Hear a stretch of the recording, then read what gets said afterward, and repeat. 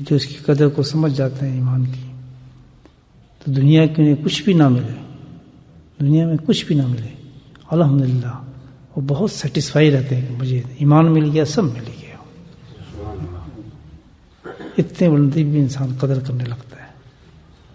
اور اللہ سبحانہ تعالیٰ ایسے انسانوں کو آزماتا ہے، بھوک سے بھی آزماتا ہے، پریشانیوں سے بھی آزماتا ہے، مصیبتوں سے بھی آزماتا ہے، قربانیوں سے بھی آزماتا ہے۔ لیکن سبحان اللہ، جو ایک دفعہ سمجھ چکا ہوتا ہے کہ مجھے دولت اتنی بڑی مل گئی کہ مجھے اب کسی چیز کی ضرورت نہیں ہے، یہ سب چیزیں اس سے نیچے ہیں، اور کسی درجے پر بھی اپنے ایمان کو فروخت نہیں کرتا، ایمان کو بیچتا نہیں ہے، ایمان کو قربان نہیں کرتا، بلکہ اس کی کوشش تو یہی رہتی ہے ہر لمحہ کہ اس ایمان کے اندر اور ترقی ہوتی چلی جائے۔ اللہ ہمیں بھی یہ قدر نصیب فرما دے، کیونکہ دنیا کے دھوکے، فریب، دنیا داری، دنیا کی رنگینی، یہ سب ایسی چیزیں ہیں کہ اس کے ہونے کے باوجود بھی انسان جو ہے وہ چند فانی چیزوں پر مر جاتا ہے، مٹ جاتا ہے، جو سامنے فنا بھی ہو رہی ہوتی ہے انسان کی، لیکن اس پر مٹا ہوتا ہے، اس کی قدر نہیں کرتا۔ اہل جنت ایمان والے، الحمدللہ جو ایمان والا ہے نا دنیا میں وہ اہل جنت ہے، ختم۔ کیا اسی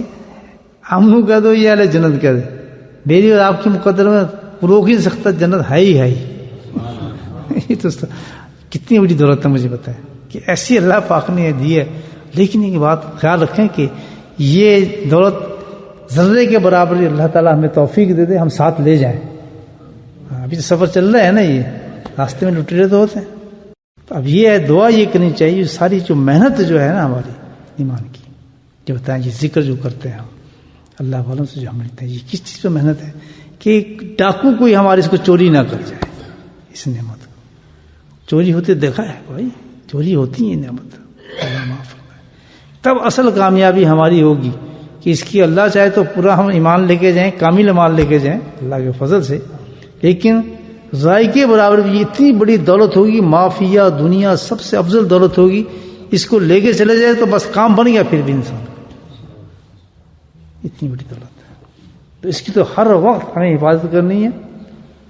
یہاں تو یہ ناز کر ہی نہیں سکتے کہ میں دولت مند ہوں، میرے پاس ایمان ہے، نہیں، کوئی کل کا نہیں پتا، اسی کے لیے ذکر اذکار کرتے ہیں، مسجدوں کا رخ کرتے ہیں، اور اہل ایمان کے ساتھ بیٹھتے ہیں،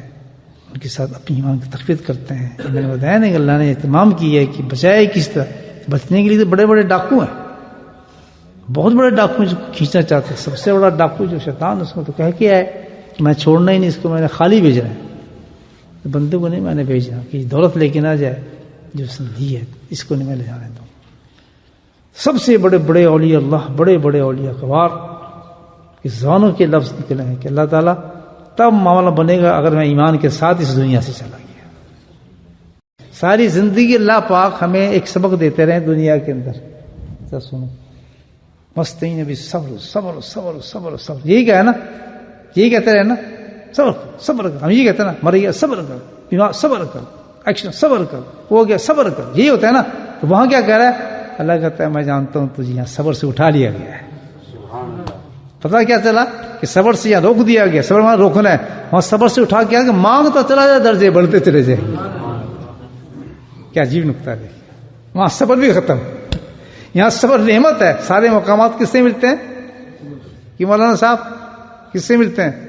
صبر سے، اور وہاں سارے مقامات کب ملیں گے؟ جب صبر ختم ہو جائے گا۔